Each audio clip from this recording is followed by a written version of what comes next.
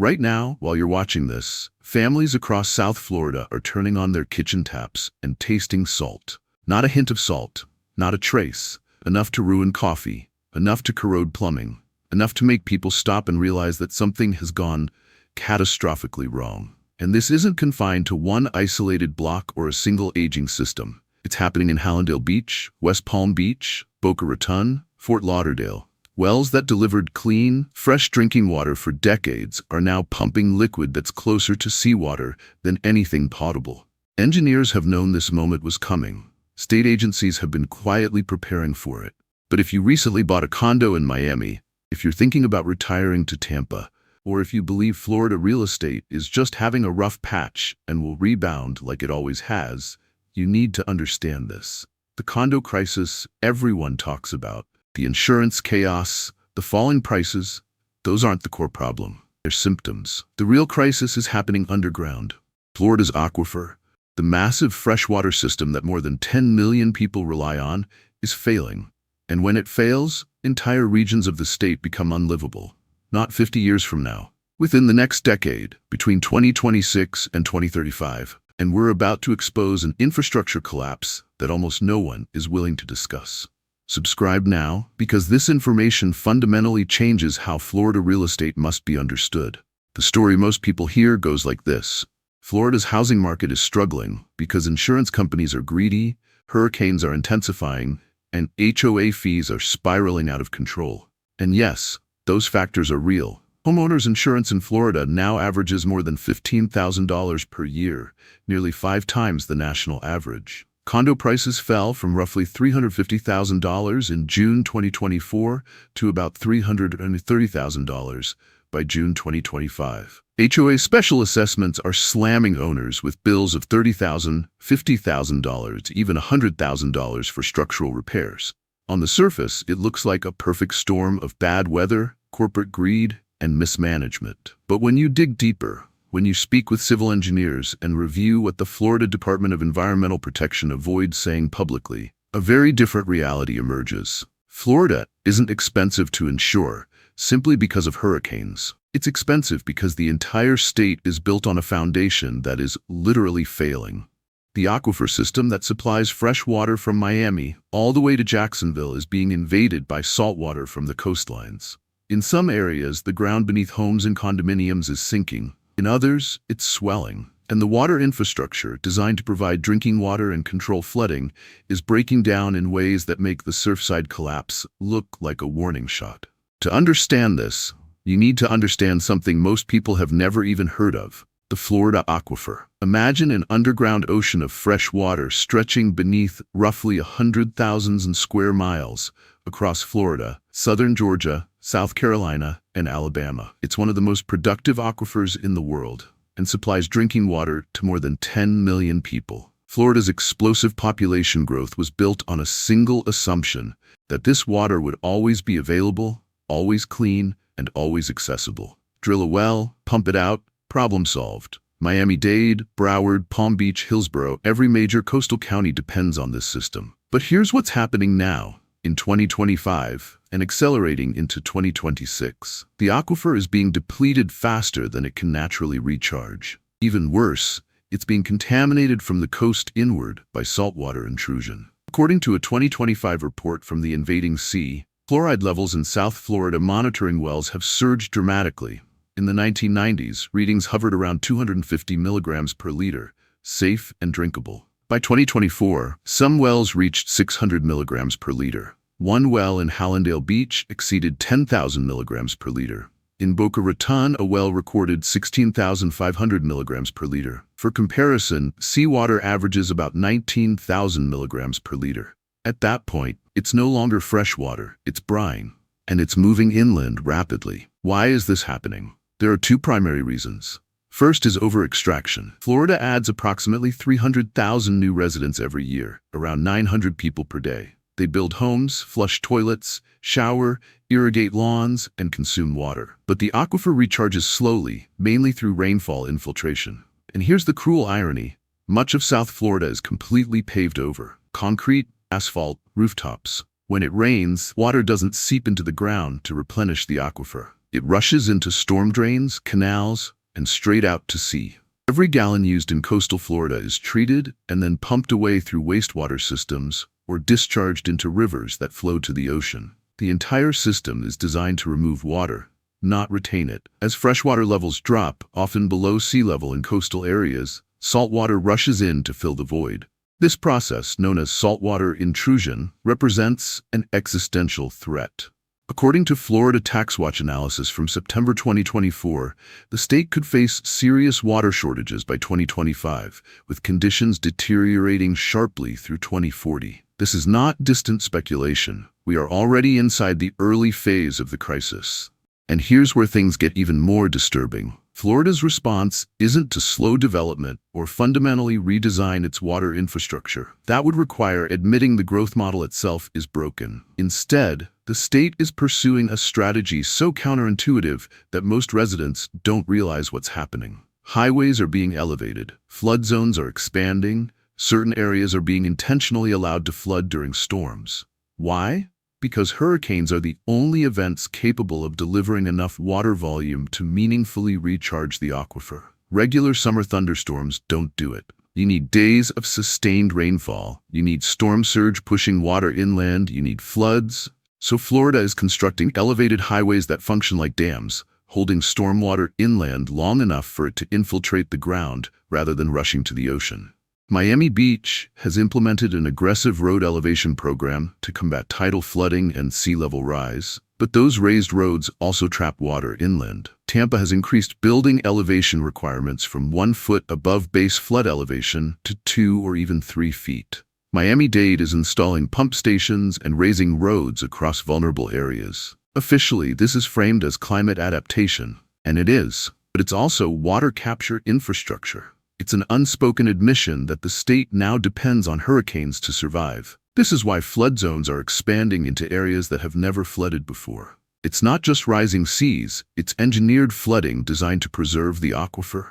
Now connect this directly to real estate. If you own a home or condo in South Florida, your property depends entirely on a reliable, potable water supply. That supply is shrinking and becoming contaminated. Insurance companies understand this. They employ hydrologists and actuaries, running models that show large portions of coastal Florida becoming progressively uninsurable, not just due to wind damage, but due to systemic infrastructure failure. When wells turn salty, property values collapse. Who wants to buy a condo where the tap water isn't drinkable?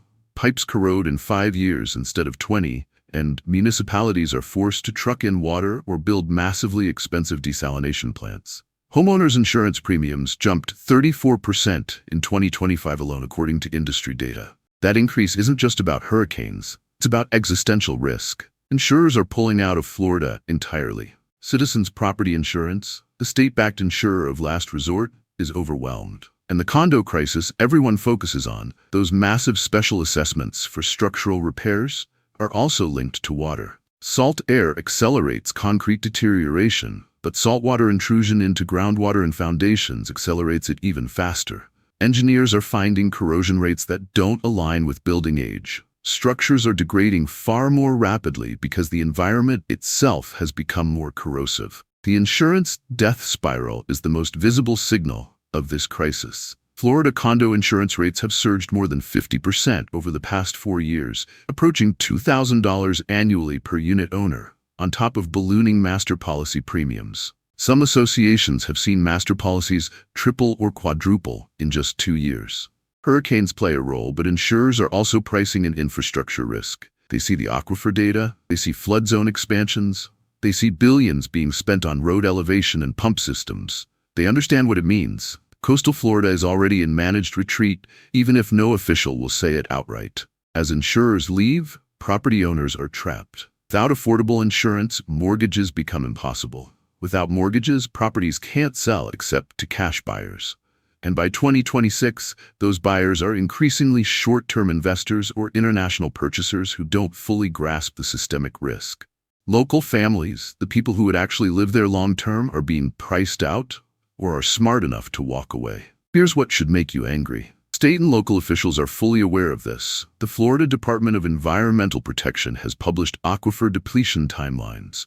NOAA has documented accelerating saltwater intrusion. Engineers have raised alarms for years, yet the public narrative remains focused on surface-level villains, insurance companies, aging buildings, incompetent HOAs. Why? Because acknowledging the real cause means admitting Florida's growth model is unsustainable. You cannot add 900 people per day to a peninsula with a dying aquifer and expect it to function indefinitely. Doing so would threaten investment, migration, and the economic engine of the state. So the crisis gets reframed. It becomes climate change, real but conveniently abstract. It becomes federal disaster aid and infrastructure spending. Governor DeSantis launched the Resilient Florida program, allocating $1.8 billion for flood mitigation and sea level rise preparation. That sounds proactive, but it's also an admission that the problem is beyond the capacity of local governments. And there's a federal angle. If Florida frames this as a climate-driven crisis, it becomes eligible for massive federal funding. The bipartisan infrastructure law earmarked $1.2 trillion nationwide. Florida is positioning itself to capture a significant share by framing flooding and water management as climate adaptation rather than consequences of overdevelopment. In effect, the rest of the country will subsidize Florida's growth mistakes. So what does this mean for you? First, not all of Florida faces the same risk. Inland areas with higher elevation and access to deeper, less contaminated aquifer zones are more resilient. Parts of central Florida, the Panhandle, and regions away from the coast have more margin for error. But if you own or are considering property in Miami-Dade, Broward, Palm Beach, Hillsborough, Pinellas, Collier, Lee, or other coastal counties, you must ask hard questions. Where does the drinking water come from? Is it aquifer-based or desalinated? What are historical and projected chloride levels in nearby monitoring wells? Has the property flooded in the past 5 years, even outside of hurricanes? What do insurance costs look like, not just today, but 5 years from now? If your HOA or insurance agent can't answer these questions, that's a warning sign the size of a hurricane advisory. Second, understand this crisis will unfold in phases. In late 2025 and into 2026, we're in the denial and blame-shifting stage. Insurers are villains. HOAs are blamed. It's bad luck and bad weather. But as more wells turn salty, flooding becomes chronic, and infrastructure costs soar, the narrative will change. By 2028 to 2030, expect open discussions of managed retreat, buyout programs, and entire communities being abandoned. That's not speculation. It's the same path coastal cities worldwide have followed when adaptation limits are reached. Third, and most important, understand that real estate values in vulnerable Florida markets are not returning to 2021 or 2022 levels. Those prices were fueled by pandemic migration, remote work, and a complete denial of physical risk. The current correction isn't temporary. It's a permanent repricing based on reality. Bloomberg and Federal Reserve data shows several Florida markets exhibiting correction signals stronger than those seen before 2008. But this isn't a financial crisis like 2008.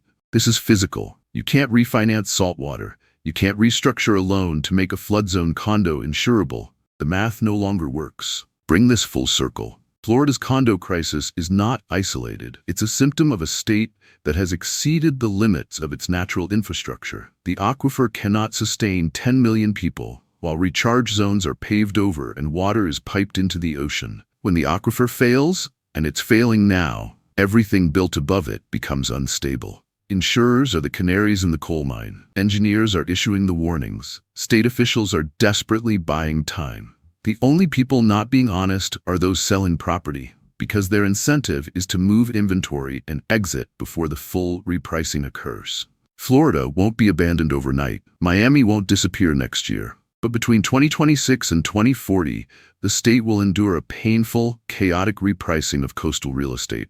Some properties will lose 30%, 40%, even 50% of their value. Some neighborhoods will enter buyout programs at fractions of purchase prices. Others will decay into cash-only markets where owners self-insure, creating speculative slum dynamics. The official narrative will blame climate change. Federal money will be requested. Technology will be promised as a solution. Some areas will be saved. Many won't. And enormous wealth will be destroyed in the process. Wealth held by people who believed they were making safe, responsible investments. If you own Florida real estate, don't panic, but be honest about the risks. If you're thinking about buying, don't listen to anyone telling you the bottom is in. They said the same thing in 2007. Do your own research. Review aquifer data. Track flood map changes. Analyze insurance availability trends. Talk to engineers, not just realtors. Florida's crisis is not a blip. It's a reckoning. The message couldn't be clearer. Florida's housing crisis isn't about insurance greed or hurricane bad luck. It's about a systemic failure of water infrastructure that makes large portions of the state unsuitable for long-term habitation. Condos are losing value because the system beneath them is collapsing. Saltwater intrusion, aquifer depletion, engineered flooding, billion-dollar infrastructure costs, insurance death spirals. It's all connected. Those who fail to understand that connection will lose the most.